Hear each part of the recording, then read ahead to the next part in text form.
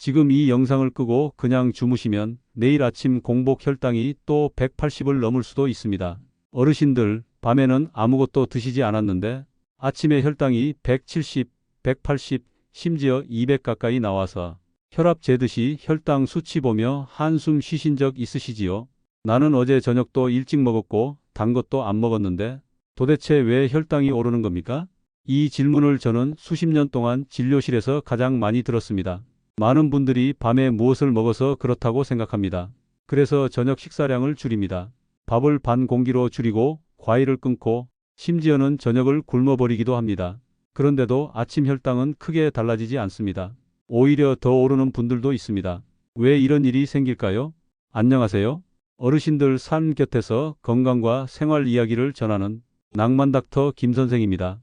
이 채널은 아프기 전에 알았으면 좋았을 이야기들을 계속 전해드립니다.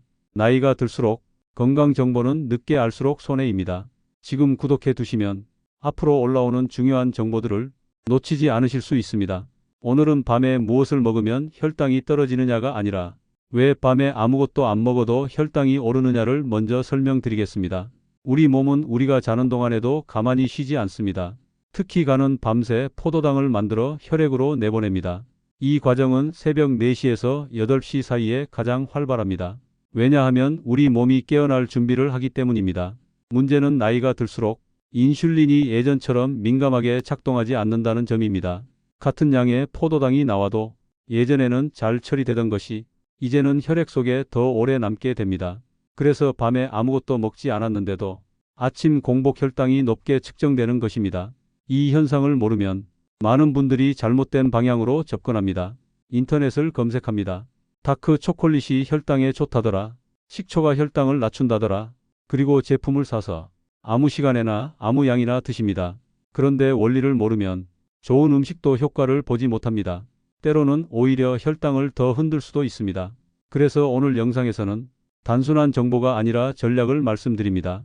첫째, 밤사이에 간이 과도하게 당을 만들어내는 흐름을 완만하게 조절하는 방법. 둘째, 우리 몸이 인슐린을 조금이라도 더 효율적으로 쓰도록 돕는 방법. 이 두 가지를 동시에 이해해야 아침 혈당이 안정됩니다. 지금부터 실제 환자 사례와 함께 정확한 함량, 정확한 시간, 정확한 방법을 말씀드리겠습니다. 진료실에서 실제 있었던 이야기입니다. 70세 이 어르신은 몇 달 전부터 아침 공복 혈당이 계속 190 안팎으로 나왔습니다. 저녁 식사는 줄였고 과일도 끊었고 밤참도 하지 않았습니다. 그런데도 수치는 내려가지 않았습니다. 어르신은 인터넷에서 다크 초콜릿이 혈당에 좋다는 글을 보고 매일 아침 식후에 한 조각씩 드셨다고 했습니다. 제품은 카카오 70%였습니다. 결과는 어땠을까요? 석 달 뒤 검사에서 혈당은 오히려 더 올라 있었습니다. 왜 이런 일이 생겼을까요? 첫 번째 이유는 함량입니다.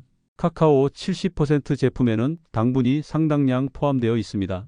겉으로 보기에는 다크 초콜릿이지만 실제로는 단맛이 꽤 강합니다.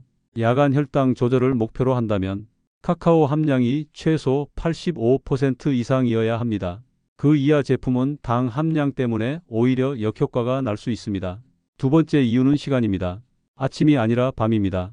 잠들기 약 2시간 전에 정확히 10g 정도를 천천히 녹여 드셔야 합니다.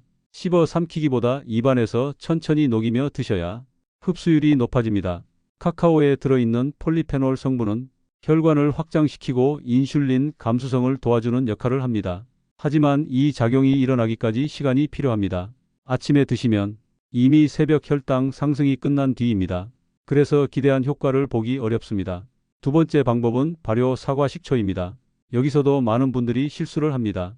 일반 식초를 원액으로 마시거나 식사 직전에 마십니다.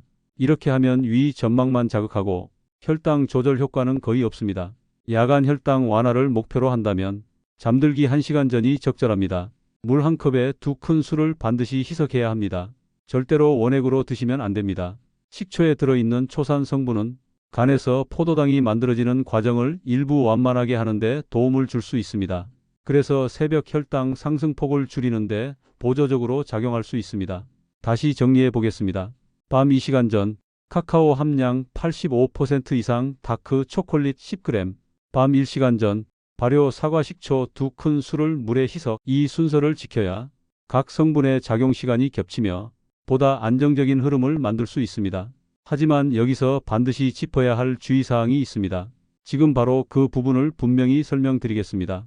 설명하기에 앞서 이것부터 분명히 말씀드리고 시작하겠습니다. 이 방법은 약을 대신하는 치료법이 아닙니다. 혈당이 조금 내려갔다고 해서 스스로 약을 줄이거나 끊는 행동은 절대 하시면 안 됩니다. 최소 6개월 이상 안정적으로 유지된 뒤 반드시 담당 의사와 상담 후 조절해야 합니다. 특히 위염이나 역류성 식도염이 있으신 분들은 식초 섭취 전에 반드시 전문의와 상의하셔야 합니다. 식초는 산성이기 때문에 위 점막이 약한 분들에게는 자극이 될 수 있습니다. 혈압약이나 혈액을 묽게 하는 약을 복용 중이신 분들도 주의가 필요합니다. 다크 초콜릿과 식초 모두 혈관에 영향을 줄 수 있기 때문입니다. 또 하나 중요한 점은 저녁 식사 시간입니다. 아무리 좋은 방법을 써도 저녁을 늦게 드시면 효과는 떨어집니다. 잠들기 최소 3시간 전에는 식사를 마쳐야 합니다. 그래야 소화가 마무리되고 밤사이 혈당 변동 폭이 줄어듭니다. 수면 시간도 중요합니다. 매일 같은 시간에 자고 같은 시간에 일어나는 습관은 새벽 혈당 변동을 줄이는 데 큰 도움이 됩니다. 수면이 불규칙하면 스트레스 호르몬이 증가하고 이 역시 혈당 상승에 영향을 줍니다. 그리고 꼭 권해드리고 싶은 것이 하나 있습니다. 아침 공복 혈당을 매일 같은 시간에 측정하고 수첩에 기록하십시오. 기록을 남기면 작은 변화도 눈에 보일 것입니다. 수치가 조금씩 안정되는 과정을 직접 확인하면 꾸준히 실천할 힘이 생깁니다. 건강관리에서 가장 무서운 것은 포기입니다. 이틀 해보고 효과 없다고 그만두면 아무 방법도 도움이 되지 않습니다. 최소 석 달은 정확한 방법으로 꾸준히 해보셔야 합니다. 다시 정리하겠습니다. 밤 2시간 전 카카오 함량 85% 이상 다크 초콜릿 10g, 밤 1시간 전 발효 사과 식초 2큰술을 물에 희석, 저녁 식사는 잠들기 3시간 전 마무리, 규칙적인 수면, 그리고 기록, 이 5가지가 함께 작동해야 아침 혈당이 서서히 안정됩니다. 인터넷에는 수많은 정보가 떠돌고 있습니다. 하지만 정보는 조각일 뿐입니다.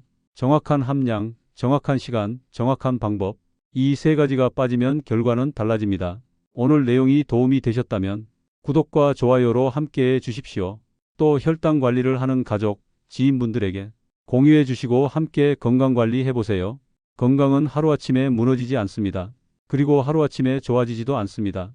하지만 오늘부터 방향을 바로 잡으면 석 달 뒤 결과는 분명히 달라집니다. 지금부터 차근차근 지켜가시기 바랍니다. 감사합니다.